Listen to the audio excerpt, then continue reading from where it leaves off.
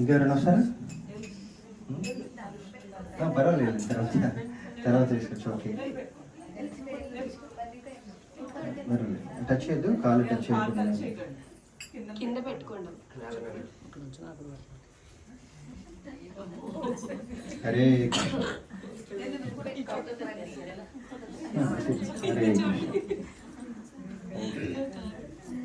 Hare Krishna. So ఇవన్నిటిని కూడా సదాచారాలు అనేవారు అనమాట. యాక్చువల్లీ ఎవరికైనా గుర్తుందా చిన్నతనంలో సదాచారాలు స్కూల్లో నేర్పించేవారు? శిశు మందిర్ ఎవరైనా చదువుకున్నారా? శిశు మందిర్ చదువుకున్నారా? ఇవన్నీ కూడా చిన్నప్పుడు నేర్పించేవారు కదా. ఇప్పుడు నేర్పిస్తున్నారా? నేర్పించలేదు. స్కూల్లో చెప్తారు ఇవన్నీ. అసలు ఏం చేశారు ఇప్పుడు? ఏం చేశారు? ఓకే, దాని తర్వాత ఇప్పుడు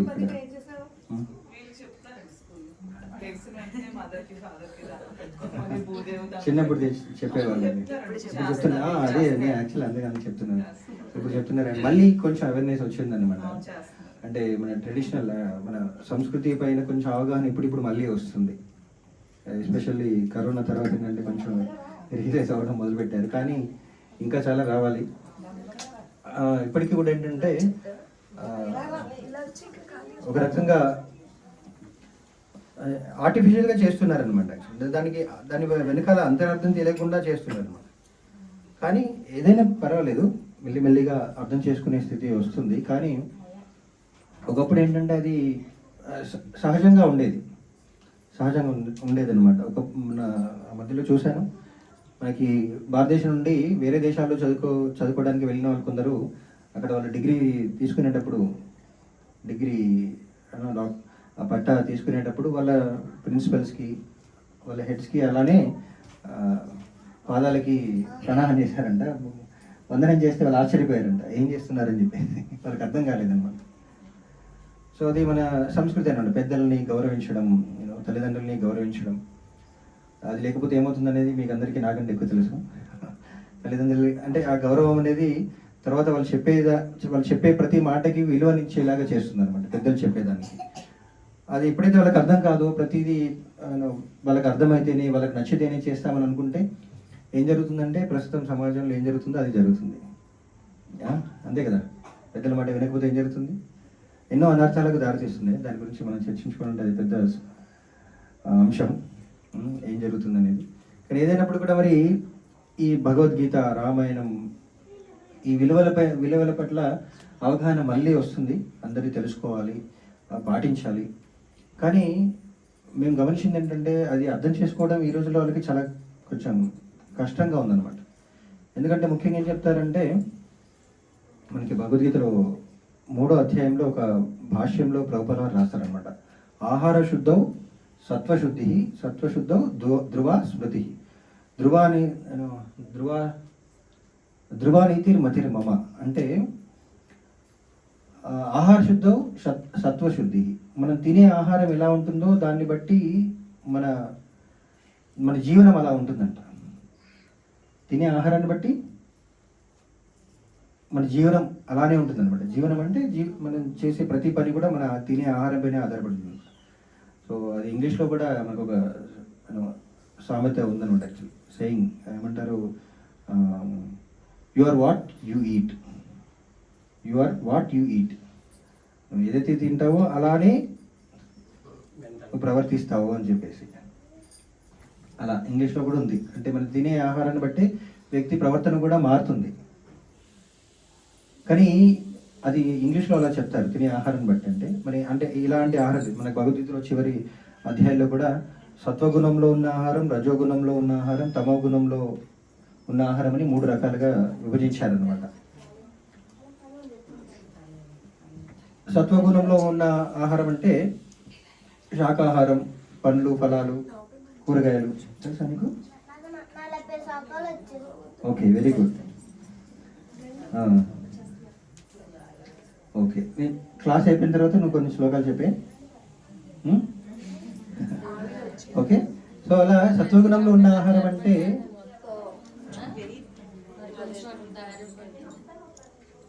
ఒకటి ముందు ఇక్కడికి వచ్చి పర్లేదు అతను నిలబెట్టేసి ఇక్కడ నువ్వు ఇక్కడ వచ్చి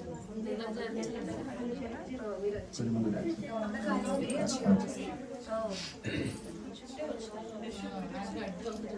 భగవద్గీత అక్కడ కూర్చి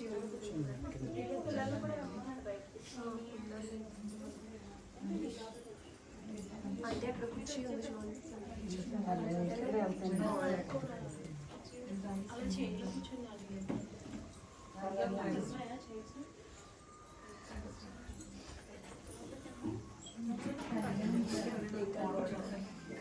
ఓకే సర్లే పేరా అది కూర్చుని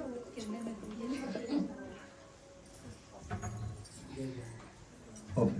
అయితే మనకి ఆహార శుద్ధ సత్వశుద్ధి అంటే ఆహారం మనకు భగవద్గీత చెప్పినట్లు ఏంటంటే సత్వగుణంలో ఉన్న ఆహారం తీసుకుంటే మనిషి కూడా సత్వగుణంలో ప్రవర్తిస్తాడనమాట. సత్వగుణ ఆహారం అంటే శాకాహారం, పళ్ళు, ఫలాలు అలాంటిది. ఎప్పుడైతే వండిన తర్వాత వెంటనే తీసుకునే ఆహారం సత్వగుణంలో ఉంటుందంట. రజోగుణంలో ఉండేదంటే కొంచెం కారంగా, పులుపుగా, ఉప్పగా, ఎక్కువ మసాలాతో వండేది అది రజోగుణంలో ఉన్న ఆహారం అంట. తర్వాత తమో గుణంలో ఉండే ఆహారం అని చెప్పి భగవద్గీత చెప్తుంది అనమాట. తమో గుణం అంటే ఏంటంటే వండిన తర్వాత 3 గంటల తర్వాత తింటే అది తమో గుణంలో ఉండిపోతుంది అనమాట ఆహారం. ఫ్రిడ్జ్లో పెట్టి తీసుకోవడం చాలా మందికి అలవాటు ఈ రోజుల్లో. వెస్ట్రన్ కంట్రీస్లోనైతే హీట్ ఈట్ అంటారు అనమాట. యాక్చువల్లీ ఒకేసారి వంట చేసుకుంటారు తెలుసా? ఎవరికైనా మీ బంధువులు ఎవరైనా మీకు అనుభవం ఉందో తెలీదు. నా 1 వీక్కి ఒక ఆదివారమే వంట చేసుకుంటారు. ఫ్రిడ్జ్లో పెట్టేసి ప్రతిరోజు ఎంత కావాలో అది తీసుకొని మైక్రోవేవ్లో హీట్ చేసుకొని తింటారు అనమాట. ఇక్కడ కూడా కొద్ది రోజులు అలానే అవుతుంది. అంటే ఏంటి ఆల్రెడీ ప్యాక్డ్ ఫుడ్ అంటే ఏంటి ప్యాక్డ్ చేసి ఇస్తారు. అది కూడా సేమ్ అంతే అనమాట. వచ్చిన తర్వాత ఇన్స్టెంట్ కుకింగ్ అని చెప్పేసి ఇప్పుడు పరాటాలు కూడా వచ్చేస్తున్నాయి. పరాటా, చపాతి, ఏదైనా ఇన్స్టెంట్ ఫుడ్.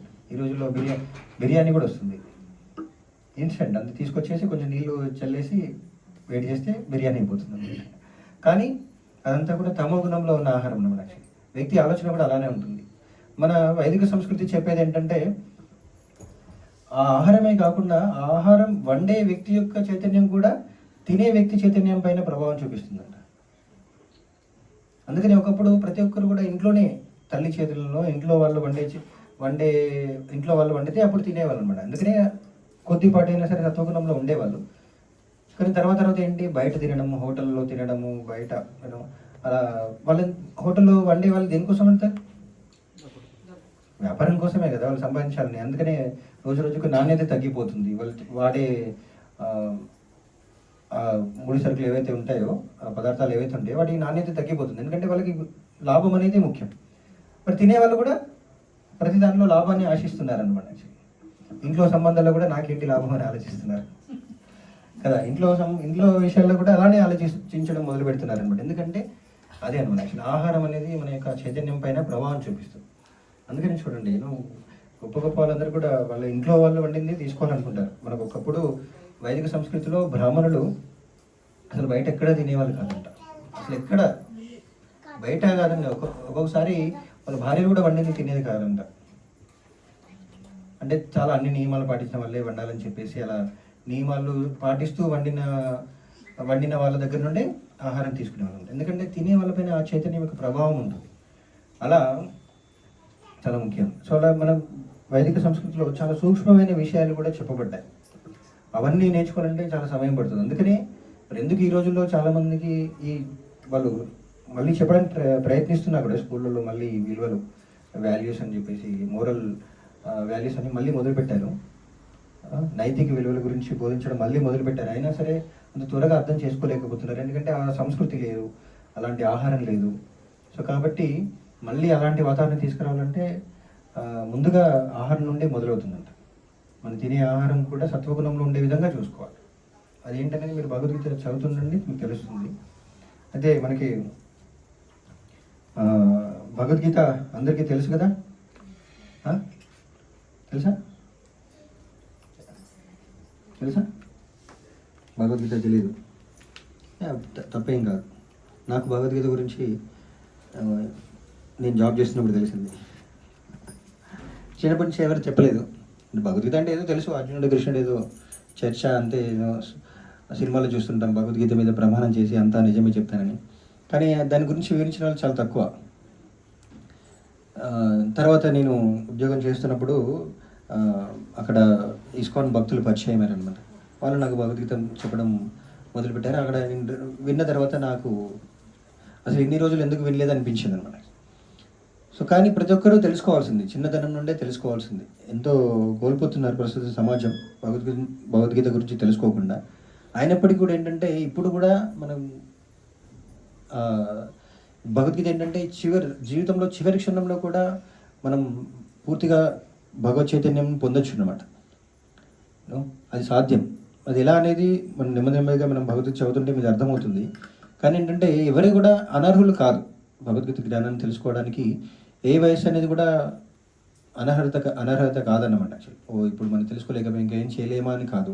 ఎప్పుడైనా సరే మనం ఈ జ్ఞానాన్ని తెలుసుకొని మన చైతన్యాన్ని మార్చుకోవచ్చు అనమాట. అలా మనం చూసినట్లయితే భగవద్గీత అందరికీ మనకు తెలుసు, మహాభారతంలో ఒక భాగం కదా. మహాభారతం అంటే కౌరవులు పాండవుల మధ్య ఆ యొక్క చరిత్ర అంతా చాలామందికి తెలిసే ఉంటుంది. సీరియల్ చూసారా మహాభారతం? మహాభారత సినిమా సీరియల్ చూసావా? పాండవులు ఎవరు? పాండవులు 5 పేర్లు తెలుసా? నీకు తెలుసా? కౌరవులు ఎంతమంది?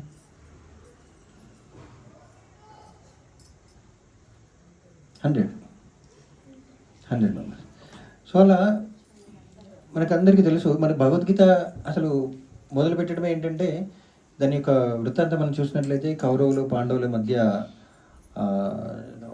యుద్ధానికి దారితీసిన సన్నివేశంలో ఈ భగవద్గీత కృష్ణుడు అర్జునుడికి చెప్తాడనమాట. భగవద్గీత మొదటి శ్లోకమే మనం చూసినట్లయితే సంజయుడు ధృతరాష్ట్రుడికి అక్కడ యుద్ధ వాతావరణం ఏం జరుగుతుంది అక్కడ అని చెప్పడంతో మొదలవుతుంది కదా. భగవద్గీత అనేది చాలా ఉన్నతమైన జ్ఞానం అని చెప్తారు. అన్ని వేదాల యొక్క సారం, ప్రతి ఒక్కరు తెలుసుకోవాల్సిన జ్ఞానం.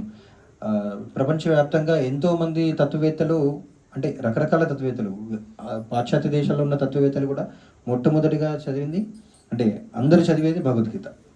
ఇతర గ్రంథాలు చదువుతారా లేదా అని పక్కన పెడితే భగవద్గీత మాత్రం ప్రతి తత్వవేత్త చదువుతాడనమాట. ఎందుకంటే అంత లోతైన జ్ఞానం ఉంది అలా, చాలా తత్వపరమైన జ్ఞానం అనేది భగవద్గీతలో ఉందన్నమాట. ఇంతవరకు అలాంటి పుస్తకం, అలాంటి గ్రంథం ఎక్కడా కూడా లేదు, ప్రపంచవ్యాప్తంగా ఎక్కడా లేదు. మరి అలాంటి విషయం మరి ఎలాంటి సన్నివేశంతో మొదలవుతుంది భగవద్గీత? అలాంటి భగవద్గీత ఏ సన్నివేశంతో మొదలవుతుంది? యుద్ధం, కుటుంబ సభ్యుల మధ్య సంఘర్షణ. బ్యాక్గ్రౌండ్ అంతా బాగాలేదు కదా. చాలా మంచి విషయాలు ఉండాలి భగవద్గీత. ఉన్నతమైన జ్ఞానాలు ఏంటంటే చాలా మంచి బోధించాలి. కానీ ఇక్కడ మొట్టమొదటిగా మనం చూసినట్లయితే అంటే యుద్ధ వాతావరణం, అక్కడ కౌరవులు పాండవులు, అది కూడా ఏదో వేరే రాజ్యంలో ఉన్న రాజుల మధ్య యుద్ధం కాదు అది. కుటుంబ సభ్యులే. అందులోనూ అర్జునుడు పాపం బంధువుల్ని, తర్వాత తాతల్ని, సోదరుల్ని, తర్వాత గురువుల్ని కూడా చంపాల్సిన పరిస్థితి. ఇలాంటి చాలా క్రిటికల్ అలాంటి సన్నివేశం మనకి సాధారణంగా ఎవరికి అంత క్రిటికల్ సన్నివేశం రాదు. కానీ ఎందుకు ఇలాంటి సన్నివేశంతో మొదలైందంటే భగవద్గీత అంతా చాలా ఏమంటారు, చాలా దృఢంగా, చాలా తీవ్రమైన విషయాన్ని గురించి, ఒక చాలా ముఖ్యమైన విషయాన్ని గురించి భగవద్గీత చెప్తుంది అనమాట. సో కాబట్టి ఆ సన్నివేశాన్ని ఉదాహరణగా తీసుకోవాల్సి వస్తుంది. మనం సాధారణంగా అనుకుంటాం, మనం ప్రతి ఒక్కరికి ప్రతిరోజు యుద్ధ వాతావరణం ఏమి ఉండదు ప్రతి ఇంట్లో. కానీ అర్జునుడికి ఉన్న సందిగ్ధం మాత్రం ప్రతి ఒక్కరికి జీవితంలో ఏదో ఒక రోజు వస్తుందన్నమాట. ధర్మ విషయంలో, ధర్మాన్ని పాటించే విషయంలో అర్జునుడికి వచ్చిన పరిస్థితి ప్రతి ఒక్కరికి వస్తుంది. ధర్మం అంటే మనం చేయాల్సింది మన చిన్నప్పటి నుంచి మనకంటూ తెలిసిన జ్ఞానం ద్వారా మనం అన్ని మంచి పనులే చేస్తూ వెళ్ళాలని అనుకుంటాం, అలానే ప్రయత్నిస్తూ ఉంటాం. కానీ కొన్ని సన్నివేశాలు మన జీవితంలో ఎలా వస్తాయంటే ఆ సన్నివేశంలో సాధారణంగా అప్పటి వరకు మనం జీవితంలో చేసిన పనులే ఆ రోజు చేయడానికి ఏదో అడ్డంకిగా ఉంటుందన్నమాట. యాక్చువల్లీ ఏదో చేయలేము. అది ఏదైతే సరి అయింది అనుకుంటామో, ఏదైతే కరెక్ట్ అనుకుంటామో ఆ పని ఆ రోజు చేయలేకపోతాం. ఎందుకు, దానికి వేరే కారణాలు ఉండొచ్చు. ఎలాగైతే అర్జునుడు కురుక్షేత్ర యుద్ధానికి ముందు, కౌరవులతో యుద్ధం చేసే ముందు ఎన్నోసార్లు యుద్ధం చేశాడు కదా. ఎంతోమందితో యుద్ధం చేశాడు, ఎంతోమందిని ఓడించాడు, ఎంతోమందిని చంపాడు, వేల లక్షల మందిని చంపేశాడు. దేవతలతో కూడా యుద్ధం చేశాడు కదా. అర్జునుడు దేవతలతో యుద్ధం చేశాడు, వాళ్ళని కూడా ఓడించాడు. అన్నీ అప్పటి వరకు సరిగానే జరిగాయి. కానీ కురుక్షేత్ర యుద్ధం వచ్చేసరికి చేయాలా వద్దా అనే ఆలోచన మొదలైందనమాట. ఎందుకు? ఎంతోమంది దేవతలను కూడా ఓడించాడు. శివుడితో కూడా యుద్ధం చేసి శివుడిని మెప్పించి పాశుపతాస్త్రాన్ని పొందాడు. ఎప్పుడు కూడా వెనకడికి వేయలేదన్నమాట. ఆయన క్షత్రియుడు, రాజు, ఆయన ధర్మం ఏంటి ఎప్పుడు కూడా ఆలోచించలేదు. కానీ కౌరవులతో యుద్ధం వచ్చేసరికి ఎందుకు ఆలోచిస్తున్నాడు? యుద్ధం చేయాలా వద్దా అని ఎందుకు ఆలోచిస్తున్నాడు?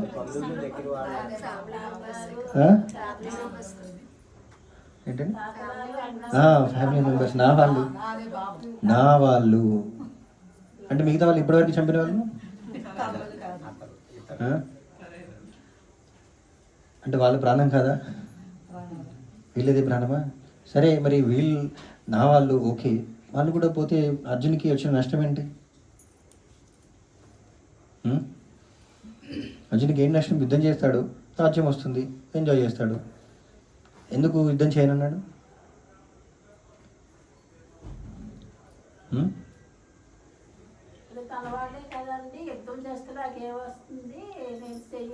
యుద్ధం చేస్తే వాళ్ళ ఎదురు వాళ్ళని చంపేసిన తర్వాత రాజ్యం వస్తుంది, ఎంజాయ్ చేయొచ్చు కదా.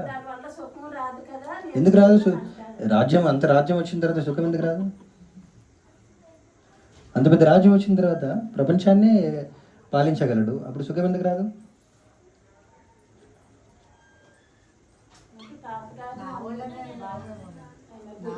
కనుక తను చెప్పే సమాధానం కరెక్టే, కానీ ఎందుకు రాదనుకున్నాడు? ఎందుకు సుఖం రాదనుకున్నాడు?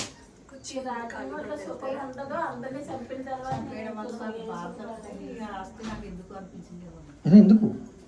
అరే, మన అందరం ప్రతి ఒక్కరం కూడా అంతే కదా. ఇప్పుడు అందరూ సంపాదించడానికి, ఆఫ్ కోర్స్ ఇప్పుడు ఈ రోజుల్లో ఏంటంటే సంపాదించడానికి అందరి నుంచి దూరంగా కూడా వెళ్ళిపోతున్నాం. అమెరికా, లండన్ కూడా వెళ్ళిపోతున్నారు, అందరికీ దూరంగా విడిపోతున్నారు. మన ఆస్తి మనకు కావాలంటే ఇప్పుడు చూడండి, కోర్టులలో ప్రతి ఎక్కడ చూసినా సరే కోర్టుకు వెళ్తే దాదాపు 70% ఆస్తి తగాదాలే. మరి ఎందుకోసం? ఆనందం కోసమే కదా. ఆస్తి వస్తే ఆనందంగా ఉండొచ్చు. మరి అర్జునుడు ఎందుకు అలా ఆలోచించలేకపోయాడు? రాజ్యం వచ్చిన తర్వాత ఇంకా దుఃఖం ఎందుకు? రాజ్యాధికారం అంటే సాధారణమైన విషయం కాదు. ఎంతోమంది సేవకులు, ఎన్నో రాజ్యాలు, ఎక్కడికైనా ఏదైనా చేయొచ్చు అని చెప్తే ప్రపంచం అంతా కూడా తను చెప్తే వినడానికి సిద్ధంగా ఉంటుంది. అయినా సరే ఎందుకు వద్దనుకున్నాడు? ఎందుకు అందులో ఆనందం ఉండదు అనుకున్నాడు? అదే భగవద్గీతలో మొదటి అధ్యాయంలో తనే చెప్తాడనమాట. ఎందుకు అంటే,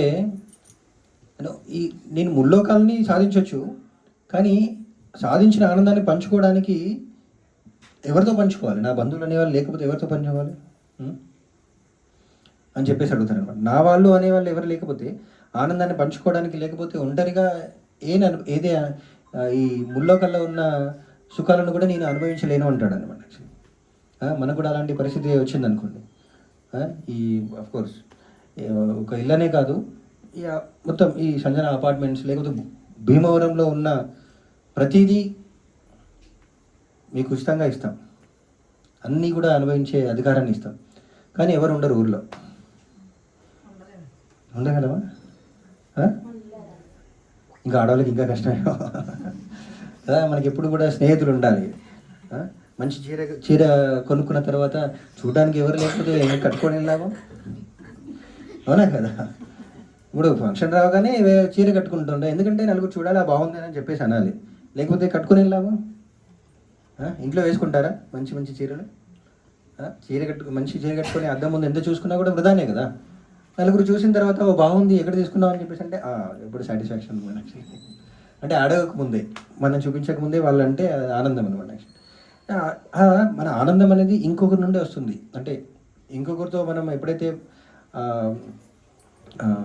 ఇంటరాక్షన్, ప్రతిచర్య అంటే ప్రతిస్పందిస్తామో ఒకరికొకరు ఎప్పుడైతే ఆ సంబంధం ఉంటుందో అందులోనే ఆనందం ఉంది. ఆ వస్తువులో లేదు, వస్తువులో లేదు. మనం అనుకుంటాం యాక్చువల్లీ ఆ ఉంటే ఉంటుంది, ఇలా ఉంటుంది. కానీ అందుకని చెప్తుంటారు కదా, ఏమీ లేని వాళ్ళు కూడా ఆనందంగా ఉంటారు. ఎందుకంటే ఆ సంబంధంలో ఉన్న ఆ ప్రేమ, ఆప్యాయతలు, ఆ విలువలు అనేవి నిజానికి వ్యక్తికి ఆనందాన్ని ఇస్తాయి అనమాట. అందుకని అర్జునుడు కూడా అన్నాడు అనమాట, నాకు ఎందుకు ఈ ఈ యొక్క ముల్లోకాలు జయించినా కూడా నాకు ఆనందం రాదు. ఎందుకంటే నేను ఆ ఆనందాన్ని పంచుకోవడానికి నా అనే వాళ్ళు ఎవరు ఉండరు యుద్ధం చేసిన తర్వాత. ఆయన తెలుసు, ఒకసారి యుద్ధం చేసినంటే ఇంక అందరు చనిపోతారు, వాళ్ళు అలా సిద్ధంగా ఉన్నారు. మరి ఆ యుద్ధం చేయకుండా ఉండడానికి ఆయన చాలా ప్రయత్నించాడు. యుద్ధం చేయాలని ఆయనకి ఏం కోరిక లేదు, యుద్ధం చేయకుండా ఉండడానికి చాలా ప్రయత్నించాడు. కానీ కౌరవులు సిద్ధంగా లేరు. సో అది పరిస్థితి అనమాట. అలా మన జీవితంలో చూస్తుంటే ప్రతి ఒక్కరికి కూడా ఈ ధర్మ సంకటం అనేది ఎదురవుతూ ఉంటుంది ఈ జీవితంలో. మన చాలా వరకు ఏంటంటే ఓకే, ఇవన్నీ విన్న తర్వాత, మహాభారతం విన్న తర్వాత ధర్మంగా ఉండాలి, మంచి పని చేయాలి, చెడు చేయకూడదు, పాపం చేయకూడదు అని చెప్పేసి చాలామందికి తెలుసు. ప్రతి ఒక్కరు కూడా నేనేదో పాపం చేయాలి, తప్పు చేయాలని ఎవరు అనుకోరు. కానీ జీవితంలో కొన్ని సందర్భాలు మనకు తెలియకుండానే అలా ఎదురవుతుంటాయి అన్నమాట. మనం చూస్తున్నాం ఇప్పుడు ఈ మొట్టమొదటి శ్లోకం మనం తీసుకున్నట్లయితే భగవద్గీతలో తెలుసా ఎవరికైనా? ఏది వెళ్ళిపోయాడా భగవద్గీత రిసైటర్? 40 శ్లోకాలు వచ్చిందంట, వెళ్ళిపోయాడా? మొదటి శ్లోకం ధర్మక్షేత్రే కురుక్షేత్రే సమవేత యుత్సవ మామకా పాండవాశ్చైవ కిమ కుర్వత సంజయ్. అంటే ధృతరాష్ట్రుడు అంటున్నాడంట సంజయుడితోని, సంజయ, నా పుత్రులు పాండురాజు పుత్రులు యుద్ధము చేయదలిచిన వారై ధర్మక్షేత్రమైన కురుక్షేత్రంలో సమకూడిన పిమ్మట ఏమి చేసిరి అని అడుగుతున్నాడు అన్నమాట సంజయుని. ఇక్కడ భాష్యంలో ప్రభువుల ఒక ముఖ్యమైన విషయం చెప్తారంటే, ఇక్కడ చూడండి, మామక పాండవాశ్చైవ అనే పదాన్ని గురించి ప్రభుపాద అంటే తెలుసా? ప్రభుపాద వారు ఎవరు? ప్రభుపాద ఇస్కాన్ సంస్థను స్థాపించిన ఆచార్యుడు అనమాట. యాక్చువల్లీ ఏసి అభయ చరణారవింద భక్తి వేదాంత స్వామి ప్రభుపాద అంటారు. యాక్చువల్లీ చిన్నగా ప్రభుపాద అని పిలుస్తారు. అయితే ఆయన భాష్యంలో ఒక విషయం చెప్తున్నాడంటే, మామక పాండవాశ్చైవ అంటే అక్కడ శ్లోకంలో అంటే నా కుమారులు పాండపుత్రులు ఏం చేస్తున్నారు అది మనం చెప్పుకోవడానికి చాలా సరళంగానే అనిపిస్తుంది. కానీ ఆచార్యులు చెప్తే కానీ మనకు ఆ వాక్యాల వెనుక ఉన్న భావం అర్థం చేసుకోలేమన్నమాట. ఇక్కడ ఆచార్యులు ఏం చెప్తున్నారంటే, మామకా పాండవ ఇచ్చిన నా పుత్రులు పాండురాజు పుత్రులు. పాండురాజు అప్పుడు ఉన్నాడా? యుద్ధం జరిగే సమయంలో లేడు. మరి పాండురాజు ధృతరాష్ట్రుడికి ఏమవుతాడు? సోదరుడు, అన్నయ్య. మరి అన్నయ్య లేడు, చిన్నప్పటి నుండి అన్నయ్య యొక్క కుమారులు పాండవులు తన దగ్గరే పెరిగారు. వాళ్ళందరూ కూడా సమానంగా చూడాలి కదా, ఒకే కుటుంబం, సమానంగా చూడాలి. కానీ ఇక్కడ ఏం చెప్తున్నాడు? భేదాన్ని చూపిస్తున్నాడు. మామక పాండవ అంటే నా పుత్రులు పాండుపుత్రులు, అక్కడ భేదాన్ని చూపిస్తున్నాడు అనమాట. సో అక్కడే మొదలైంది అసలు మహాభారతం అనేది. మహాభారతానికి కారణమే ఆ భేదభావం అన్నమాట. మనకందరికీ తెలుసు, పాండవులు మంచివాళ్ళు, కౌరవులు, ముఖ్యంగా ధృతరాష్ట్రుడు, ఆయన బుద్ధి గురించి మనకు తెలుసు కదా. అసలు అలాంటి భావన ఎలా వస్తుందంటే మనకి దుర్యోధనుడు ఎలాంటి వాడో మనకు తెలుసు. అయితే ధృతరాష్ట్రుడి యొక్క భావం కూడా అలాంటిది అనమాట. ధృతరాష్ట్రుడు పుట్టుకతో గుడ్డివాడు. మరి భాష్యంలో ప్రభులా చెప్తున్నారు, పుట్టుకతోనే బాహ్యంగా గుడ్డివాడే కాకుండా తన బుద్ధి కూడా గుడ్డిదే అన్నమాట. అంటే ధర్మం అధర్మాన్ని అర్థం చేసుకోలేడు అనమాట. అర్థం చేసుకోలేని పరిస్థితిలో ఉన్నాడు. సరే, వీళ్ళందరి గురించి మనకు చాలాసార్లు మీరు వినుండొచ్చు. ఓకే, చెప్పగానే మనకు అర్థమైపోయింది, ఆ దుర్యోధనుడు వేస్ట్ ఫెలో. ఓకే, మనకు అది పెద్ద చెప్పాల్సిన అవసరం లేదు. ఎన్ని చెడు పనులు చేశారనేది అందరికీ తెలుసు కదా. సో తర్వాత దాన్ని సపోర్ట్ చేసిన ధృతరాష్ట్రుడు కూడా చెడ్డవాడి, అది కూడా మనకు అర్థమవుతుంది. కానీ ఈరోజు మనం ఏంటంటే, దుర్యోధని తల్లి ఎవరో తెలుసా? ధృతరాష్ట్రుడి భార్య ఎవరు? గాంధారి. గాంధారి గురించి చర్చించుకుందాం. మరి గాంధారి విషయానికి వస్తే దుర్యోధనుడు చెడ్డవాడే అని మనకి దానిలో డౌట్ ఏం లేదు కదా. ధృతరాష్ట్రుడు చెడ్డవాడే, మనకి చాలా విషయాలు మనం అందరూ విన్నాం. మరి గాంధారి ఎటువంటిది అంటారు? మంచిది కదా.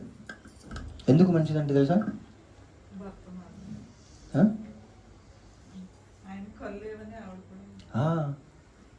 ఎవరైనా చేస్తారా అలా?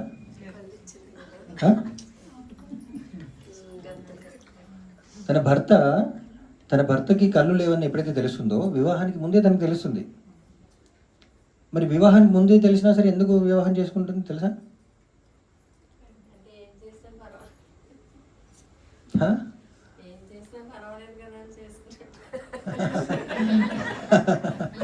అయ్యో బాబోయ్, మోడర్న్గా ఆలోచిస్తున్నారా అంటే ఈ రోజులు ఆలోచించాలి కూడా ఉన్నారు.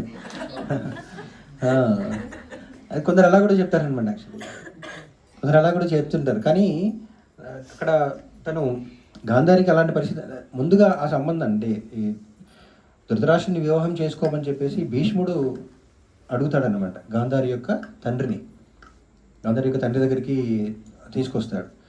కానీ గాంధారి తండ్రి ముందు ఒప్పుకోడు. యాక్చువల్లీ తనకు కూడా అనిపిస్తుంది గాంధారి చాలా చాలా అందమైన స్త్రీ, అంతేకాకుండా చాలా తెలివైంది కూడా. మరి అలాంటి వ్యక్తికి అలాంటి కుమార్తెకి ఎందుకు నేను ఇలాంటి వ్యక్తిని ఇచ్చి వివాహం చేయాలని చెప్పేసి వాళ్ళు ఆలోచిస్తారు. కానీ భీష్ముని చూసి భయపడతారనమాట. భీష్ముడు ఏంటంటే వాళ్ళ కుటుంబంలో అందరికన్నా పెద్దవాడు. ఆయన చెప్పాడంటే అందరూ పాటించాలన్నమాట. ఒకవేళ ఆయన కోపం వస్తే భరించలేము, ఆయన కోపం రాకుండా ఉండాలన్నమాట. యాక్చువల్లీ ఇంకోటి విషయం ఏంటంటే భీష్ముడు ఎప్పుడు కూడా ధర్మమే మాట్లాడతారనమాట. యాక్చువల్లీ ఆయన చేసేదానికి ఎంతో అంతరార్థం ఉంటుంది. ఆయన ఎప్పుడు కూడా తప్పు చేయడానికి అందరికీ తెలుసు. సో కాబట్టి భీష్ముడిని తిరస్కరించలేరు అనమాట. ముందు అనుకుంటారు వివాహం చేయకూడదని చెప్పేసి అనుకుంటారు, కానీ తప్పదు. భీష్ముడు చెప్పిన తర్వాత దాన్ని ఎలా తిరస్కరిస్తాం? ప్రతి కుటుంబంలో కూడా అలాంటి పెద్దల మాట వినేవాళ్ళు అనమాట. యాక్చువల్లీ ముఖ్యంగా మరి భీష్ముడు అనేవాడు సాధారణమైన వ్యక్తి కాదు, చాలా గొప్ప వ్యక్తి. ధర్మ విషయంలో ఆయనకు తెలిసినన్ని మనకు తెలుసు కదా. మహాభారతం చివరిలో పాండవులు అందరూ కూడా భీష్ముడి దగ్గరికి వచ్చేసి ధర్మ విషయాలు ఎన్నో అడుగుతారు.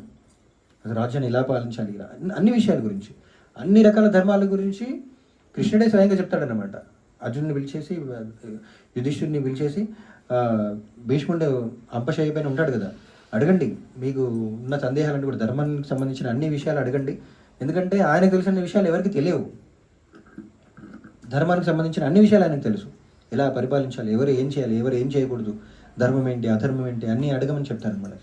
అలాంటి వ్యక్తి కాబట్టి ఆయనని తిరస్కరించలేము అని చెప్పేసి వాళ్ళు ఒప్పుకుంటారు.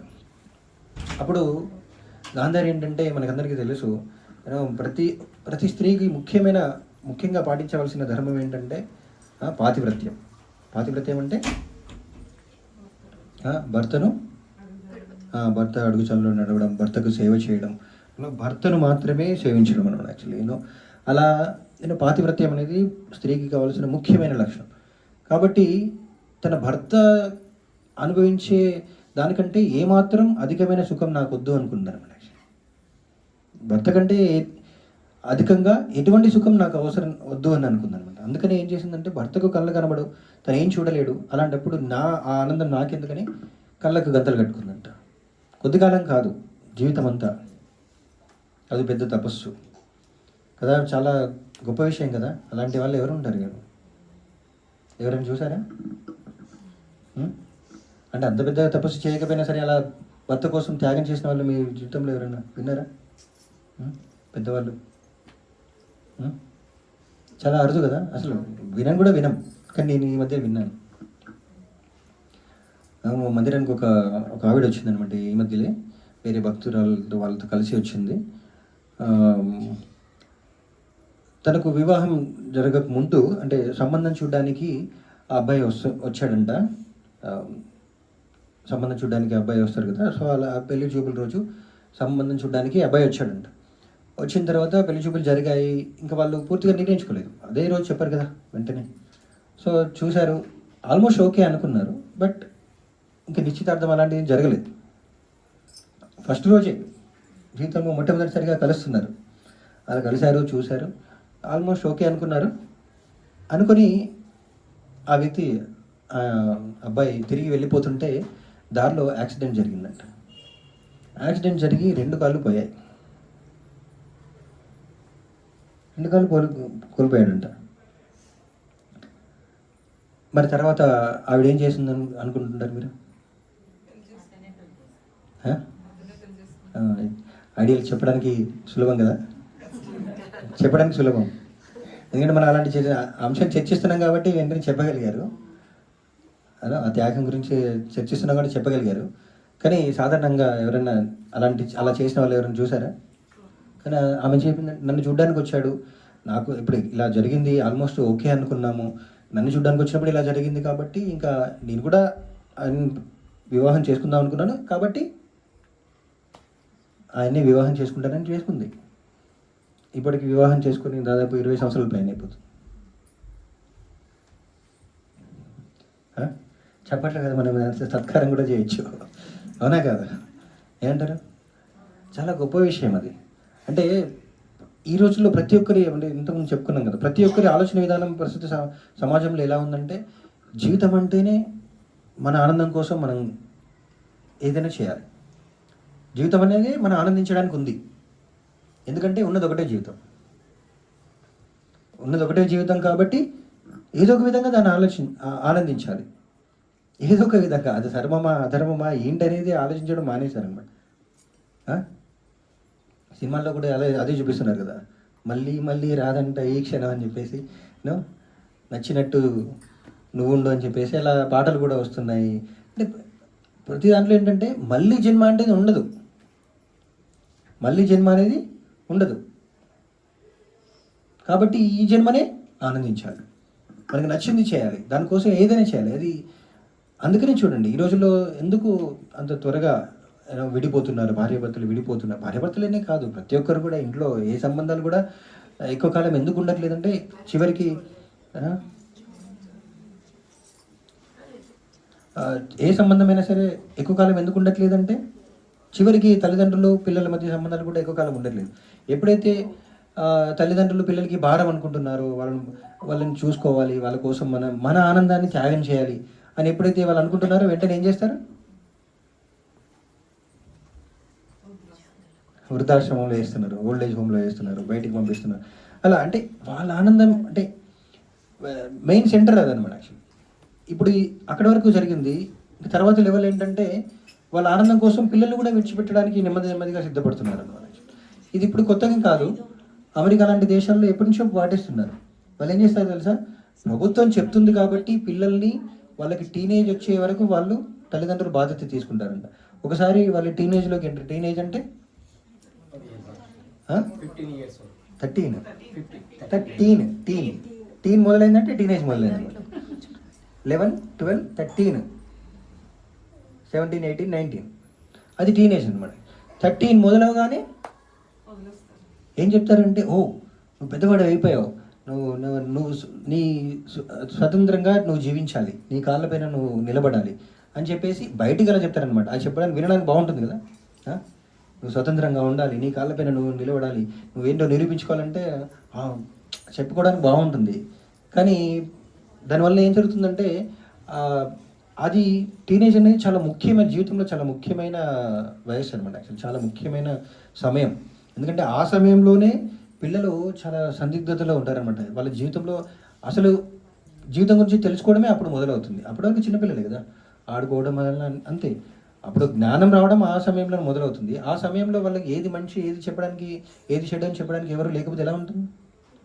సో అందుకనే పాశ్చాత్య సంస్కృతిలో, అంటే వెస్ట్రన్ కంట్రీస్లో అలా యువత అంతా కూడా తప్పుదారి ఎందుకు పడుతున్నారంటే అందుకేనమాట, చెప్పేవాళ్ళు లేరు. వాళ్ళు ఏం చెప్తున్నారంటే, తల్లిదండ్రులు ఎందుకు విడిచిపెడుతున్నారంటే వాళ్ళ ఆనందం కోసం. తర్వాత వీళ్ళ బాధ్యత మేము ఇంకా భార్యాభర్తలు ఇద్దరే ఆనందంగా ఉండాలి, వీళ్ళ బాధ్యత తీసుకుంటే అది ఒక భారం అనమాట. భవిష్యత్తు గురించి ప్రణాళికలు వేసుకోవడం. మన భారతదేశంలో సేవింగ్స్ కాన్సెప్ట్ ఉన్నట్టు అమెరికాలో లేదు. అమెరికాలో వాళ్ళు ఎవరికి సేవింగ్స్ అకౌంట్ ఉండవు అనమాట. సేవింగ్స్ పక్కన పెట్టండి, అందరికీ కూడా క్రెడిట్ కార్డ్స్ అనమాట. ప్రతిరోజు ఏం చేసినా సరే, ఇప్పుడు మనందరం కూడా ఫోన్పేలు వాడుతున్నామా? ఎక్కడికి వెళ్ళినా కూడా ఫోన్పే ఈజీగా అయిపోయింది కదా. అక్కడ ఏంటంటే కార్డ్ అనమాట. అక్కడ ఫోన్పేలు ఎక్కువ వాడట్లేదండి ఇప్పటికీ కూడా. మరి అక్కడ టెక్నాలజీ ఉంది, ఎందుకంటే ఎందుకు వాడట్లేదంటే ప్రతి ఒక్కరికి కార్డ్స్ ఉంటాయి అన్నమాట. అన్ని దగ్గర మెషిన్స్ ఉంటాయి. కార్డ్ అంటే ఏంటంటే క్రెడిట్, అప్పు తీసుకోవడం అన్నమాట. ఎందుకు అప్పు తీసుకోవడం అంటే ఆ అప్పు తీసుకుంటారు, సేవింగ్స్ అనేటివి ఉండదు. అప్పు తీసుకొని ఆ వారంలో వాళ్ళు ఎంతైతే సంపాదిస్తారో వారాంతంలో ఖర్చు పెట్టాలి. అదే ఆనందమైన జీవితం అన్నమాట. అప్పుడే ఆనందిస్తున్నట్లు వాళ్ళు. అలాంటి కల్చర్ అన్నమాట యాక్చువల్, అలాంటి సంస్కృతి. అది సంస్కృతి అని చెప్పకూడదు యాక్చువల్లీ, కుసంస్కృతి యాక్చువల్లీ. అలా అలా ఉంటుంది భారతదేశంలో. ఇది మనకి భవిష్యత్తు గురించి ఆలోచించడం అనేది చాలా ముఖ్యం అనమాట. మొన్న మన కరోనా వచ్చింది, భారతదేశంలో ఎక్కువ మంది అంత బాధపడలేదు. ఎందుకంటే ప్రతి ఒక్కరి దగ్గర ఎంతో కొంత సేవింగ్స్ ఉన్నాయి కాబట్టి అలా ఉంటుంది. కొన్ని సంవత్సరాలకి కరువు వచ్చినా సరే భారతదేశంలో అంత సమస్య ఉండదు. కానీ వెస్ట్రన్ కంట్రీస్లో అలా కాదు.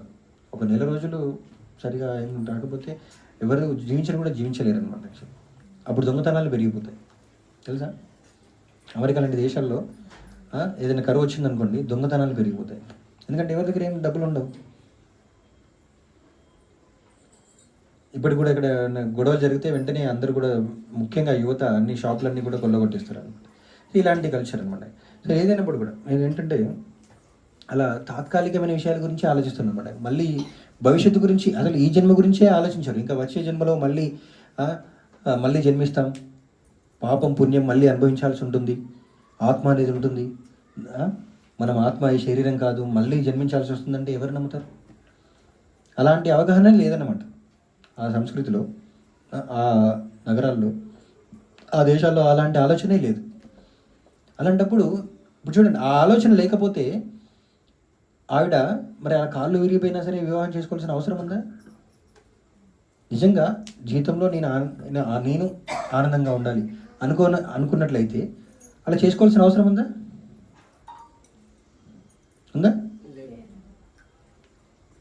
అంతెందుకు, వివాహం జరిగిన తర్వాత కూడా ఏమైనా సమస్యలు, ఒక వివాహం జరిగిన తర్వాత కూడా ఈ రోజుల్లో కాళ్ళు విరిగిపోతే విడిచిపెడుతున్నారు అన్నమాట. కొత్త కాన్సెప్ట్ వచ్చినాం యాక్చువల్లీ, మెర్సీ కిల్లింగ్. ఇంట్లో ఎవరైనా సరే ఏదైనా దీర్ఘకాలిక వ్యాధితో బాధపడుతున్నారు, ఇంకా వాళ్ళకి తగ్గదు అని అనుకున్నారనుకోండి, ఇప్పుడు కొత్తగా ఈ కాన్సెప్ట్ వచ్చిందనమాట, మెర్సీ కిల్లింగ్. వాళ్ళు ఆనందంగా ఉండలేరు, మిగతా వాళ్ళకు కూడా కష్టమే. కాబట్టి అలా కూడా ఆలోచించడం మొదలుపెట్టారు. అది పెరుగుతుంది రోజు. ఎందుకంటే ఒకటే సమస్య, ధర్మం అనేది లేదు, పుణ్యం పాపం అనే అవగాహన లేకపోవడం వల్ల. పుణ్యం పాపం అనే అవగాహన ఎప్పుడు వస్తుంది? జన్మ ఉందన్నప్పుడే వస్తుంది. జన్మ ఉందని నమ్మాలంటే ఆత్మని నమ్మాలి, ఆత్మజ్ఞానాన్ని నమ్మాలి. కానీ ఈ రోజుల్లో మీరు చూడండి, ఎవరు కూడా ఆత్మ ఉందని నమ్మరు. ఆత్మ ఉందని నమ్మితే ఎవరు కూడా పాపం చేయరు. అదొక విషయం సరిపోతుంది అనమాట. అందుకనే చూడండి, ఆత్మ విషయాన్ని చెప్పడానికి భగవద్గీతలో మొత్తం 700 శ్లోకాలు ఉంటే 26 శ్లోకాలు ఆత్మ గురించి చెప్పాడు కృష్ణుడు అర్జునుడికి.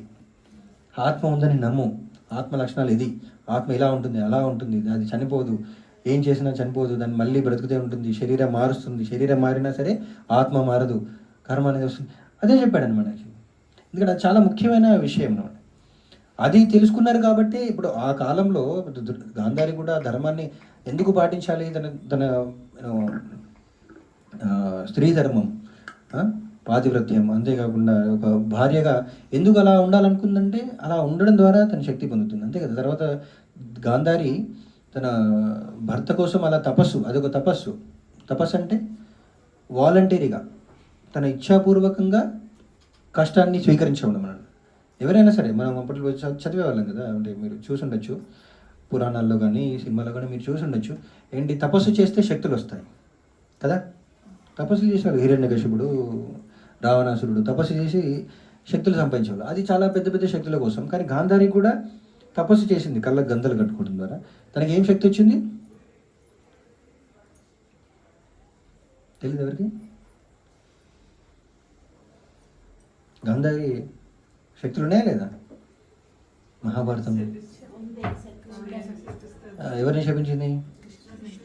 కృష్ణుని శపించే శక్తి వచ్చింది. అంతేకాకుండా ఇంకా ఏం చేసింది తన తపశక్తి ద్వారా? దుర్యోధనుడికి శరీరాన్ని చాలా వజ్రంలాగా దృఢంగా తయారు చేసింది అనమాట తన తపశక్తితో. చూడండి, అలా వాళ్ళకి ఆ అవగాహన ఉందన్నమాట. యాక్చువల్ ఆ విధమైన తపస్సు అనేది కూడా అలాంటి శక్తులను ఇస్తుంది. ఎవరైనా కావచ్చు. వాళ్ళకి అంటే అందరూ ఒకే రకమైన తపస్సు చేయరు, కానీ తపస్సు అనేది మానవ జీవితంలో చాలా చాలా ముఖ్యం. అది భాగవతం కూడా చెప్తుంది. తపో దివ్యం పుత్రకాయన సత్వం. ప్రతి మనిషి కూడా జీవితంలో తపస్సు అనేది చేయాలి. మనందరం కూడా ఇప్పుడు మీలో చేస్తుండొచ్చు. ఏమన్నా కార్తీక మాసంలో అందరూ ఉపవాసాలు ఉంటారు. ఇవన్నీ తపస్సు అనమాట. దాని ద్వారా శక్తులు వస్తాయి. మనకేం రాలేదని అనుకోవద్దు.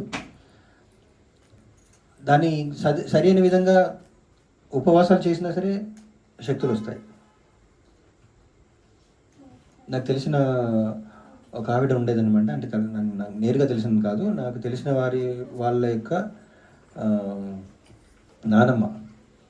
సో చాలా నిష్ఠగా చిన్నప్పటి నుండి అన్ని ఉపవాసాలు, పూజలు, ఇంట్లో తన ధర్మాలు అన్నీ సరిగా చేసేదనమాట.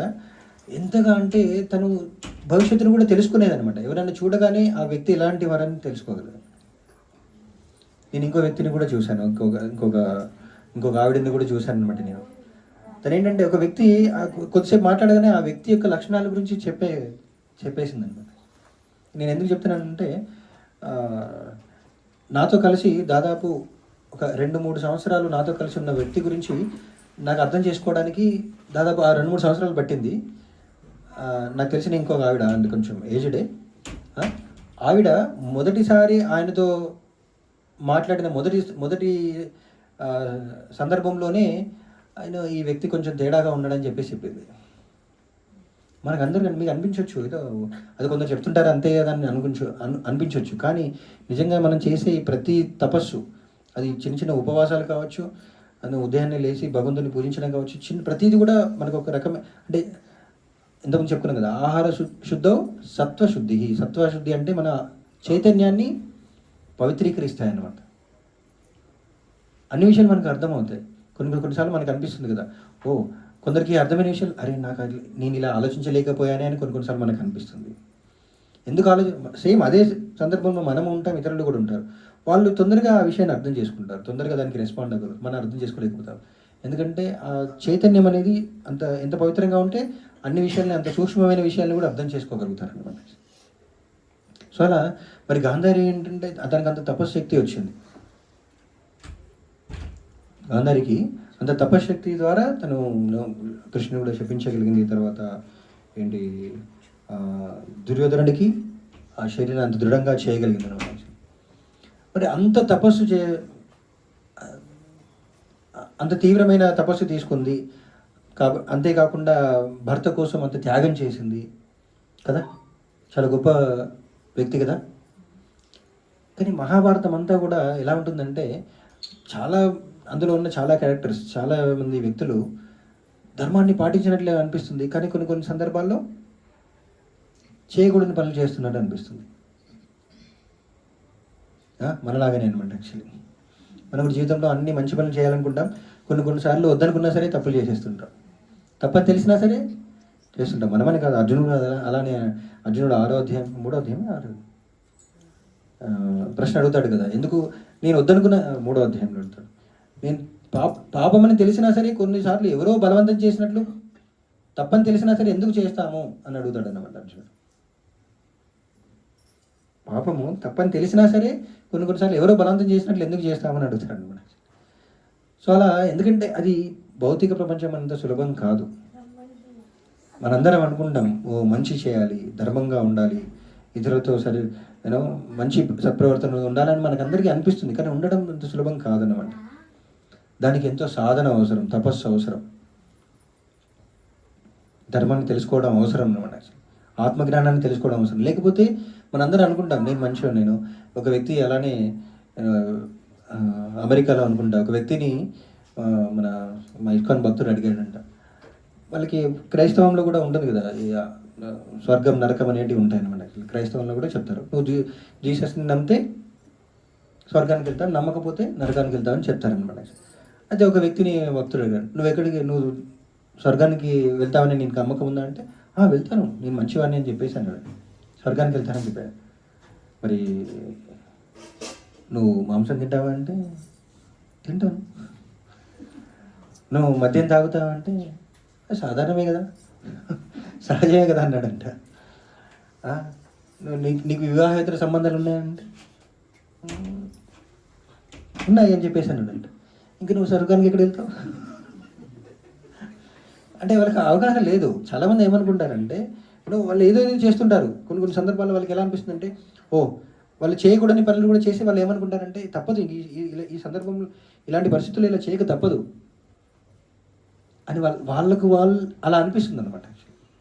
ఆ ధర్మం కాదని తెలిసినా సరే తప్పదు. ఎవరైనా సరే ఈ సందర్భంలో ఏం చేస్తారు, ఇలానే చేస్తారు. అంటే వాళ్ళ అవగాహన ఏంటంటే మన ఆనందం కోసం ఏం చేయాలో అది చేస్తారు. మరి ఒకవేళ ధర్మాన్ని పాటించాల్సి వస్తే మనం దుఃఖిస్తుంటాం. అలాంటి ధర్మం పాటించడం అవసరం ఏంటి అని చెప్పేసి అంటాం అనమాట. ఇంతకుముందులాగా ఇప్పుడు గాంధారి ధర్మాన్ని పాటించడం కోసం అలా గుడ్డివాడిని వివాహం చేసుకోవాల్సి వచ్చింది. తను ఆనందం చూసుకోవాల్సి, తన ఆనందం కోసం ఆలోచిస్తే తిరస్కరించేది కదా, తిరస్కరించేది. అంటే ధర్మం ఏంటంటే అక్కడ భీష్ముడు చెప్పింది పాటించాలనేది వాళ్ళ అప్పుడు ఉన్న ధర్మం అన్నమాట. ఇప్పుడు వాళ్ళందరూ పాటించాల్సిన ధర్మం భీష్ముడు పాటించాలి, భీష్ముడు చెప్పింది పాటించాలని. అది పాటించలేకపోయేది. కానీ వాళ్ళు ఏంటంటే ధర్మం పాటించడం కోసం వాళ్ళకి కష్టం అనిపించినా సరే, ఎంత నష్టం కలిగినా సరే పాటించేవాళ్ళు అనమాట. కానీ ఎప్పుడైతే మన ఆనందం కోసం ఆలోచిస్తామో అది ధర్మాన్ని పాటించలేము. సో అలా మరి గాంధారి చూడండి, తనంత తపస్సు చేసి భర్త కోసం త్యాగం చేసి అన్నీ చేసినా సరే తర్వాత ఇంకొక సందర్భంలో దుర్యోధనుడు తప్పు చేస్తున్నప్పుడు తను ఏం చేయలేకపోయింది. దుర్యోధనుని నివారించలేకపోయింది, ఆపలేకపోయింది. భర్తనే అనుసరించింది. భర్త గుడ్డివాడైతే తను కూడా గుడ్డిది అయిపోయింది అనమాట. అది ఇప్పటివరకు ఏం చెప్పాము, అది మంచిదని చెప్పాము, అది మంచి లక్షణం. భర్త కోసం తను కూడా కావాలని కళ్ళ గంతలు పెట్టుకోవడం అనేది మంచి లక్షణం యాక్చువల్లీ. కానీ భర్త తప్పు చేస్తున్నప్పుడు ఏం చేయాలి, ఎలా నివారిస్తాం? భర్తను అనుసరించమని చెప్పేసి ఇప్పటిదాకా చెప్పాను కదా, పాతివ్రత్యం అని చెప్పేసి. అదే కదా స్త్రీ ధర్మం ఏంటి, పాతివ్రత్యం. భర్త చేసింది చేయాలి, భర్త చెప్పింది చేయాలి, అదే ధర్మం స్త్రీకి. తను కూడా అదే చేసింది, కానీ తప్పంటున్నారు. ఇలాంటి సందర్భాలే వస్తాయన్నమాట ప్రతి ఒక్కరి జీవితంలో. ప్రతి ఒక్క సన్నివేశం అలానే ఉంటుంది అన్నమాట. యాక్చువల్లీ మహాభారతంలో చాలామంది అదే అనుకుంటారు అనమాట. ఓ మహాభారతం వినడానికి అన్నీ బాగుంటాయి స్టోరీస్, కానీ చివరికి వచ్చేసరికి ఎవరు మంచి వాళ్ళు ఎవరు చెడ్డ వాళ్ళు అర్థం కాక చివరికి అందరూ ఏమనుకుంటారంటే ఓకే వీళ్ళంత వరకు ధర్మాన్ని పాటించాలి, కానీ ఎంతవరకు ధర్మాన్ని పాటించాలంటే మనం ఆనందంగా ఉండేంత వరకు, మన కష్టాలు రానంత వరకు ధర్మాన్ని పాటించాలి. ఎప్పుడైతే కష్టం వస్తుందో విడిచిపెట్టాలి. ఎందుకంటే ధర్మాన్ని అర్థం చేసుకోవడం చాలా కష్టం అనమాట. యాక్చువల్లీ అంత మహాభారతాన్ని అంత ప్రతి సన్నివేశంలో చాలా సూక్ష్మంగా అన్ని విషయాలు వివరించినా సరే నిజానికి మహాభారతంలో ఉన్న విషయాలన్నీ కూడా వేదాల్లో ఉపనిషత్తులో ఉన్నాయి. వేదాల్లో ఉపనిషత్తులో సూత్రాలాగా ఉంటాయి అన్నమాట, భగవద్గీతలాగా ఉంటాయి. భగవద్గీత కూడా కొంచెం ఇంకా పురాణం అనే చెప్పచ్చు, ఒక కథలాగా ఉంటుంది అర్జునుడి సన్నివేశం తీసుకొని, కానీ అన్ని సూత్రాలు ఉంటాయి అన్నమాట. అందుకనే కదా భగవద్గీత శ్లోకాలు చదివితే చాలామంది అర్థం కావట్లేదు అంటారు. మరి వేదాలు ఉపనిషత్తులు కూడా అలానే ఉంటాయి. అన్ని మంత్రాలు అన్ని సూత్రాలే అన్నమాట. ప్రాక్టికల్గా ఏం చేయాలనేది ఉండదు. కాబట్టి వేదవ్యాసుడు ఏం చేశాడంటే వేదాల్లోని ఆ విషయాలన్నింటినీ కూడా అందరికి అర్థమయ్యే విధంగా ఒక కథలాగా వివరించాడు. ఒక కథలాగా అంటే అది కల్పితమైన కథ ఏం కాదు. కథలాగా వివరించాడు అన్నాం కదా అని చెప్పేసి అది కల్పితం అనుకోకండి, అది నిజంగా జరిగిందే. ఆ సన్నివేశాన్ని వినియోగించుకొని దానిలో ఉన్న ధర్మసూత్రాలని వివరించాడు అన్నమాట, అర్థం చేసుకోండి. కానీ అన్ని విన్న తర్వాత కూడా చాలామందికి అర్థం కాదు ధర్మం అంటే ఏంటి. ఇప్పుడు ధర్మం ఏంటి, మరి ఏం చేయాలి పాపం? భర్తను పాటించాలా పాటించకూడదు, భర్తను అనుసరించాలా అనుసరించకూడదు. స్త్రీకి మొట్టమొదటి ధర్మసూత్రం ఏంటంటే పాతివ్రత్యం, భర్తను అనుసరించాలి. అది నెంబర్ 1 అనమాట. అందుకని ఆమె ఏం ఆలోచించలేదు, తన భర్త అలా గుడ్డివాడైతే నేను కూడా వెంటనే కళ్ళ గంతలు పెట్టుకోను. ఎందుకంటే అది ఫస్ట్ సూత్రం అన్నమాట స్త్రీలకి. కానీ తర్వాత మళ్ళీ తను అదే అనుసరించింది, భర్త ఏం చెప్తే అది చేసింది. కానీ అది తప్పైపోయింది. ఎందుకు?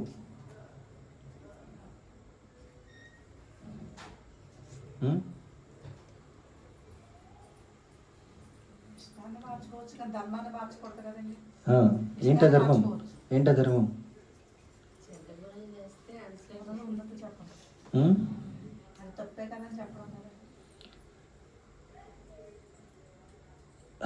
ఏది తప్పు?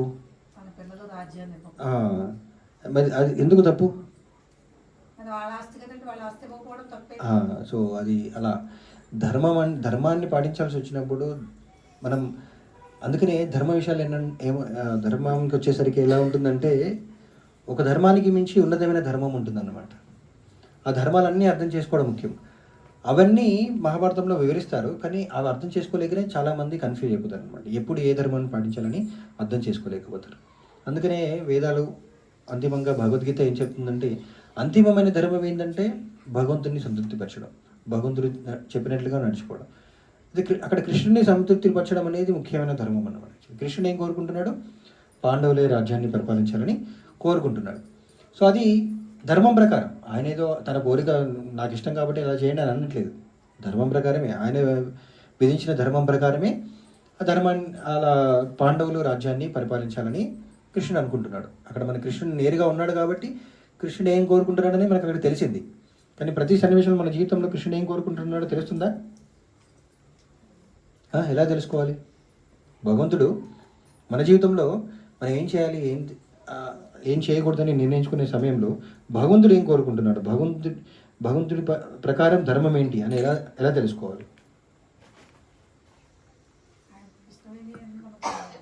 ఆయన చెప్పే మార్గంలో నడవాలి. అదే యాక్చువల్లీ ధర్మాన్ని అర్థం చేసుకోవాలి. ఈ భగవద్గీత, మహాభారతం అని క్షుణ్ణంగా అర్థం చేసుకోవాలి. ఇప్పుడు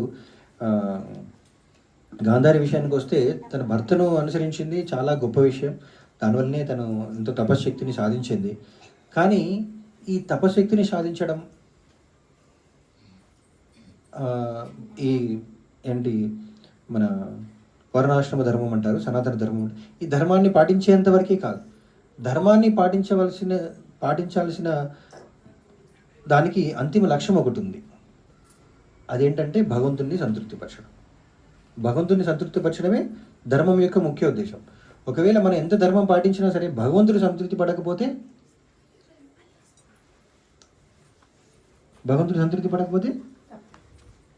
మనం ఎన్ని ధర్మాలు పాటించినా సరే వృధానంట. అందుకనే యుధిష్ఠిర మహారాజు కూడా ఎప్పుడు కూడా సత్యాన్నే పలుకుతాడు. కానీ ఎప్పుడైతే కృష్ణుడు అబద్ధం చెప్పమంటాడో, అశ్వత్థాముడు మరణించాడని చెప్పమంటాడో యుధిష్ఠిరుడు చెప్తాడు తర్వాత, కానీ ముందు చెప్పనంటాడు. కృష్ణుడు చెప్పిన దాన్ని ఒప్పుకోడు అనమాట యాక్చువల్లీ. ఎందుకంటే అక్కడ మరి ఎందుకు అబద్ధం ఆడాల్సి వచ్చిందంటే అది అప్పుడు అవసరం. ద్రోణాచార్యుని చంపడం అంత సులభం కాదు. ద్రోణాచార్యుని యుద్ధం చేసి చంపడం ఎవరికి సాధ్యం కాదు. అర్జునుడికి సాధ్యం కాదు, ఎవరికి సాధ్యం కాదు. కాబట్టి ఆయన కానీ చనిపోవాలి, ఎందుకంటే ఆయన అధర్మం వైపు ఉన్నాడు కాబట్టి. అంతేకాకుండా మరి ఎలాగైనా తను ఓడిపోవాలి కాబట్టి కృష్ణుడు ఏం చేశాడు? అబద్ధం ఆడమన్నాడు అనమాట.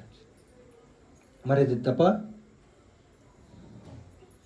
సో అలా ఉంటాయన్నమాట ధర్మసూత్రాలు. ఏది సరి అయింది ఏది కాదంటే అర్థం చేసుకోవడం చాలా చాలా కష్టం. కాబట్టి మరి గాంధారి కూడా ఏంటంటే తను భర్తను అనుసరించింది, కానీ ఎప్పుడైతే తన పుత్రుల పట్ల ప్రేమతో అధిక ఆసక్తితో ఏం చేసింది, పుత్రుల పట్ల మమకారంతో ఏం చేసిందంటే ఆ యుద్ధాన్ని ఆపలేకపోయింది అనమాట. తన భర్తకు చెప్పలేకపోయింది.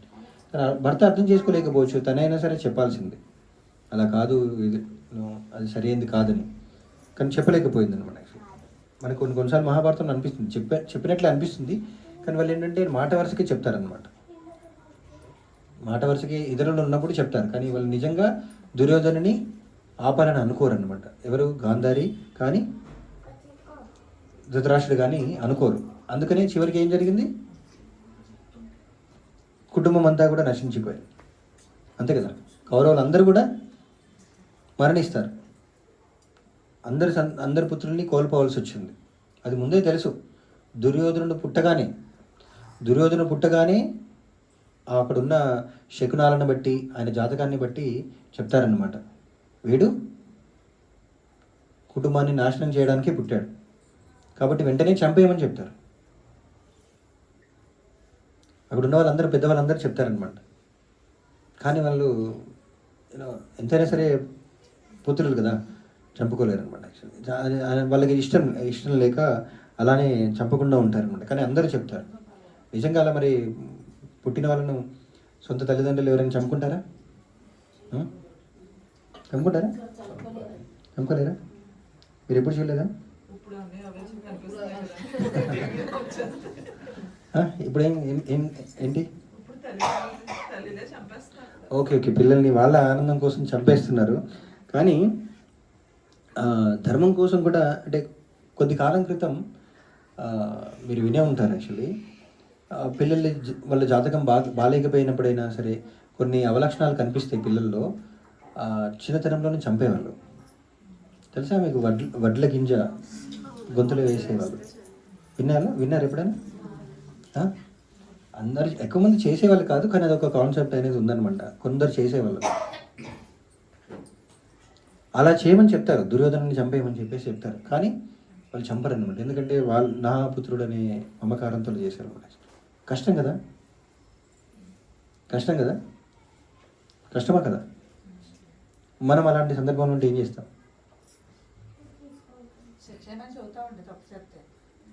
మన సందర్భంలో అంటే మన పిల్లల్ని అలాంటి వాళ్ళని చెప్పాలి. కానీ నిజంగా గాంధారి పరిస్థితిలో మనమే ఉన్నామనుకోండి, మన పిల్లలే చిన్న పుట్టగానే వాడు మంచివాడు కాదు చంపేయమంటే చంపేస్తాం. పెద్దయ్యాక మంచివాడు కాదు చంపేస్తాం. చెప్పినంత సులభం కాదు, చెప్పినంత సులభం కాదు. కానీ అదే పరిస్థితిలో అర్జునుడు ఉన్నాడు అనమాట.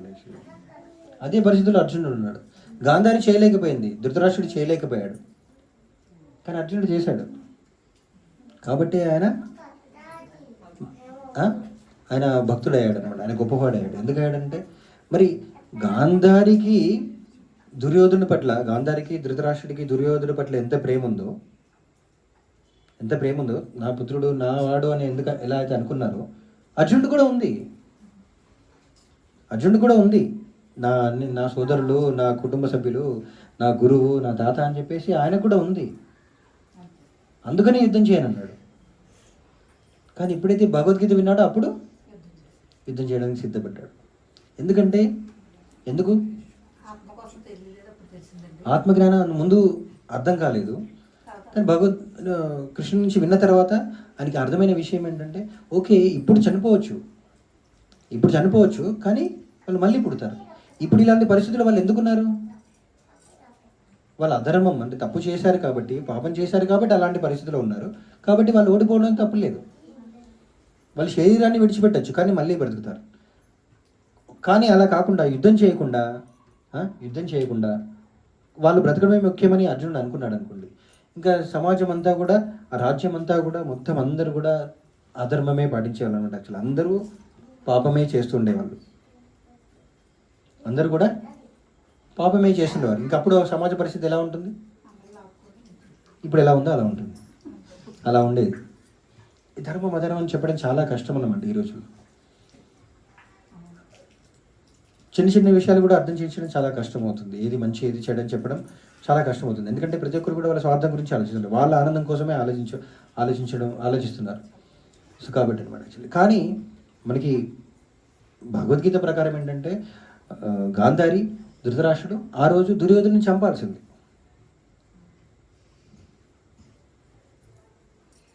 అఫ్కోర్స్ మీరు ఏంటంటే ఈ రోజులు కూడా చంపేస్తున్నారు. అబార్షన్ అంటే చంపేయడం, పిల్లల్ని చంపేయడం. దానికి రకరకాల ఒక్కొక్కసారి ఒక్కొక్క అర్థం చెప్తున్నారు. కొందరు ఏమంటున్నారంటే, 3 నెలల్లో చంపితే పర్వాలేదు. కొందరు అంటున్నారు 3 నెలల తర్వాత గర్భం దాల్చిందని. కొన్ని దేశాల్లో ఏంటంటే 5 నెలల తర్వాత పర్వాలేదు, 5 నెలలు అయినా పర్వాలేదు. కొన్ని దేశాల్లో 7 నెలల వరకు కూడా పర్వాలేదు. అంటే 3 నెలల, 5 నెలల, 7 నెలల అనేది అదొక చట్టంగా మారుతుందే తప్ప, కానీ మరి నిజానికి గర్భంలో జీవుడికి ప్రాణం ఎప్పుడు వస్తుంది? తండ్రి శరీరం నుండి తల్లి శరీరంలో ప్రవేశించగానే ప్రాణం వస్తుందంట. మరి ఎప్పుడు అబార్షన్ చేయాలి? ఎప్పుడు చేసినా ఒకటే. అప్పుడు ఆలోచించలేకపోతున్నారు, కానీ పుట్టిన తర్వాత మాత్రం ఎన్నో ఆలోచిస్తున్నారు. దురదృష్టం ఏంటంటే, నేను ఈ మధ్యలో నాకు తెలిసిన ఒక డాక్టర్ దగ్గర నుంచి విన్నాను. హైదరాబాద్లో ఒక డాక్టర్ లేడీ, ఆమె ఏమంటారు, పీడియాట్రికా పీడియాట్రిక్ అండ్ గైనకాలజిస్ట్. సో తను ఏంటంటే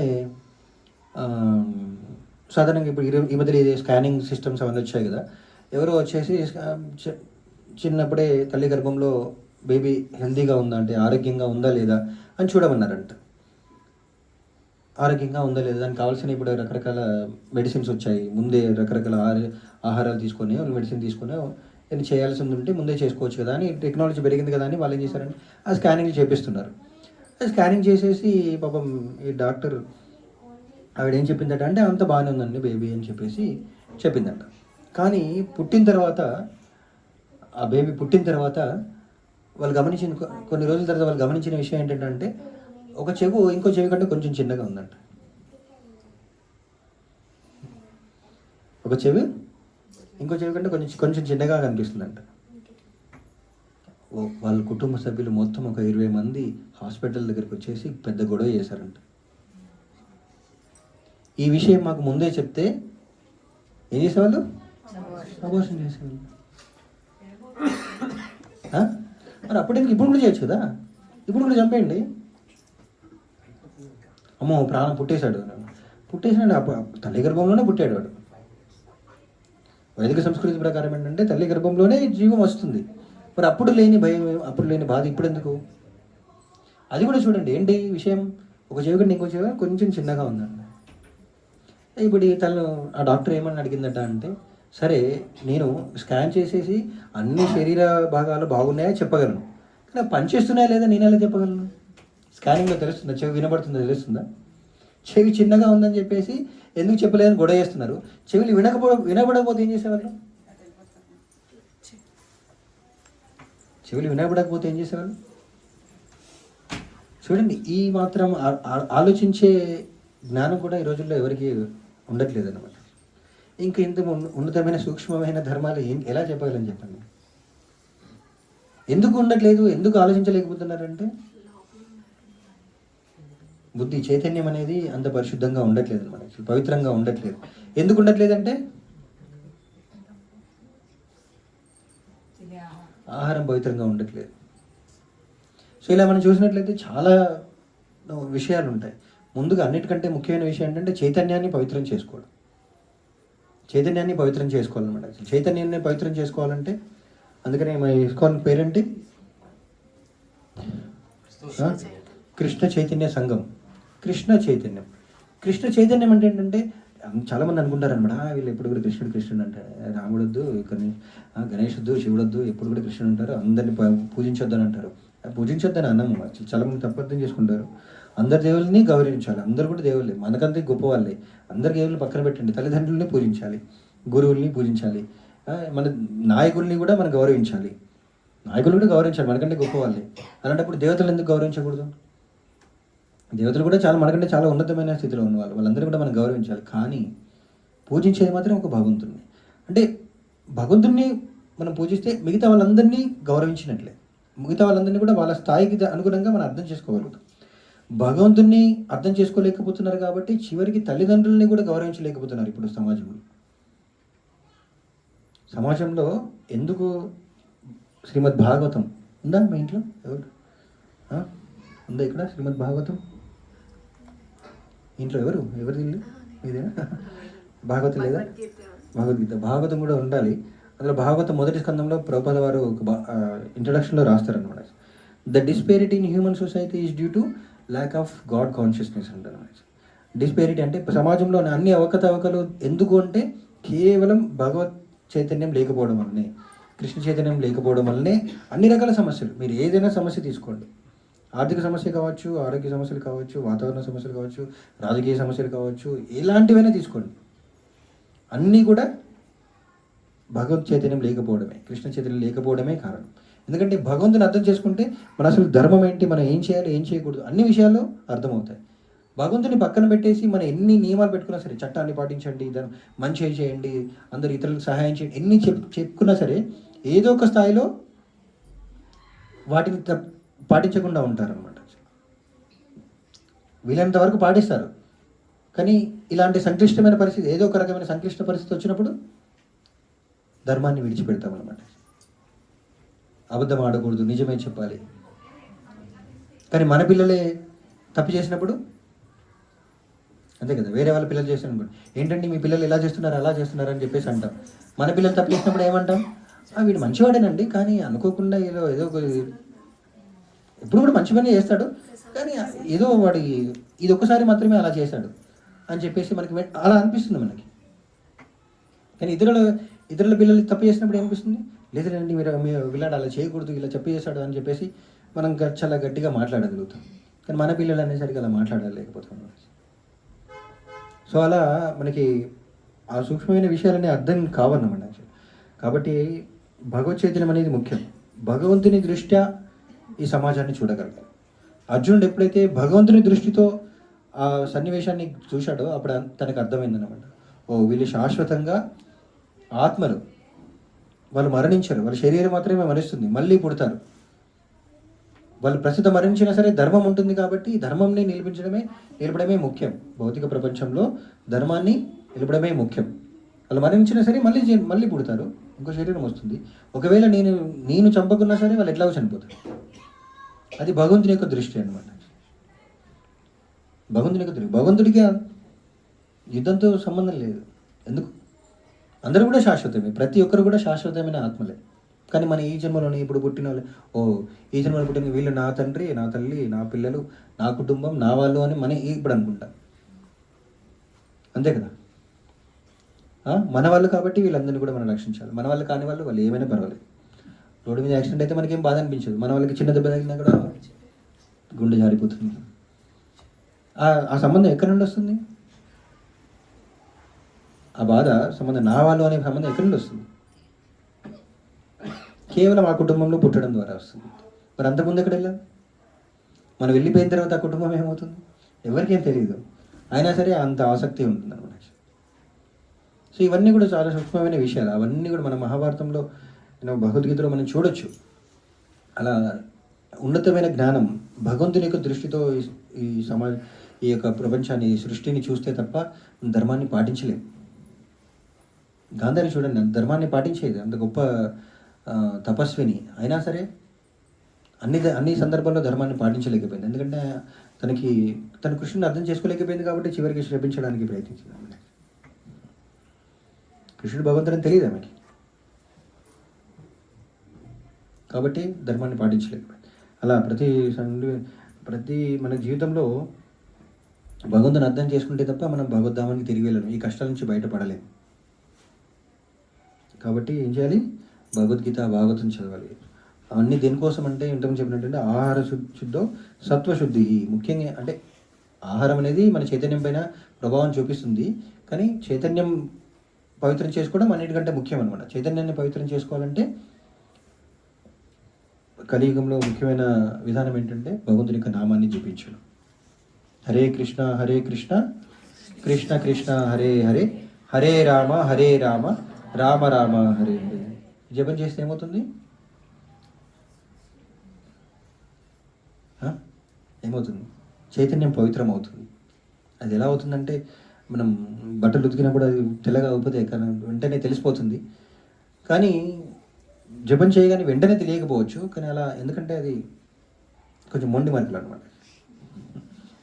మొండి మరకలు ఎందుకంటే ఈ మరకలు అంటే మనం చైతన్యంలో ఉన్న మరకలు అనేవి అవి ఈ ఒక్క జీవితంలోనే కాదు, ఎన్నో జన్మల నుండి వచ్చినవి అన్నమాట, వెంటనే పోవు. కాబట్టి జపం చేస్తుండగా భగవంతుని పట్ల ప్రేమ ఎప్పుడైతే మనకు పెరుగుతుందో అప్పుడు చైతన్యం అనేది పవిత్రం అవుతుంది అన్నమాట. భగవంతునితో మన సంబంధం అర్థమైనప్పుడు మనం అన్నింటినీ కూడా ధర్మపరంగా భగవంతుని దృష్ట్యా చూడగలుగుతాం. లేకపోతే మన కుటుంబంలో మాత్రమే మన వాళ్ళు అనుకుంటాం, మిగతా వాళ్ళందరికీ మన సంబంధం లేదు. దాన్ని ఏమన్నారు, వసుదైక కుటుంబం. అది అర్థం చేసుకోవాలంటే భగవంతునితో మన సంబంధాన్ని అర్థం చేసుకోవాలి. భగవంతునితో మన సంబంధాన్ని అర్థం చేసుకోవాలంటే మొట్టమొదటిగా మనం చేయాల్సింది హరే కృష్ణ మహామంత్రాన్ని జపించడం అనమాట. ఇక్కడ ఎంతమంది జపం చేస్తారు ప్రతిరోజు? మీరు కూడా చేస్తారా? ఇంకా ఇద్దరేనా? మీరు చేయరా? మీ పిల్లలకి చెప్తారా? మీ పిల్లలు వచ్చేవాళ్ళు కదా సమ్మర్ క్యాంప్కి వచ్చేవాళ్ళు, అందరూ చేయాలి. అందరూ చేయాలి, అందరూ జపం చేయాలి. అది మనకు తెలియకుండానే మన చైతన్యం పైన ప్రభావం చూపిస్తుంది అనమాట. యాక్చువల్లీ ఎలా అయితే మనకి ఇప్పుడు డాక్టర్స్ మెడిసిన్ ఇస్తారు, ఆ మెడిసిన్లో అది ఏముంటుంది, ఏం కెమికల్స్ ఉంటాయి మనకి తెలుస్తుందా? కానీ వేసుకుంటే పనిచేస్తుంది, అంతే కదా, తలనొప్పి తగ్గుతుంది ట్యాబ్లెట్ వేసుకుంటే. అలానే ఈ హరే కృష్ణ మంత్రం కూడా అది ఎలా పనిచేస్తుంది, ఎందుకు పనిచేస్తుంది తెలియకపోవచ్చు, కానీ జపం చేస్తే మాత్రం ఆ వ్యక్తి యొక్క చైతన్యంలో మార్పు అనేది వస్తుంది. సో కాబట్టి హరే కృష్ణ మంత్రాన్ని జపం చేయండి, కనీసం 108 సార్లు రోజు జపం చేయాలన్నమాట. హరే కృష్ణ. ఏమైనా ప్రశ్నలు ఈరోజు చర్చించిన విషయంలో?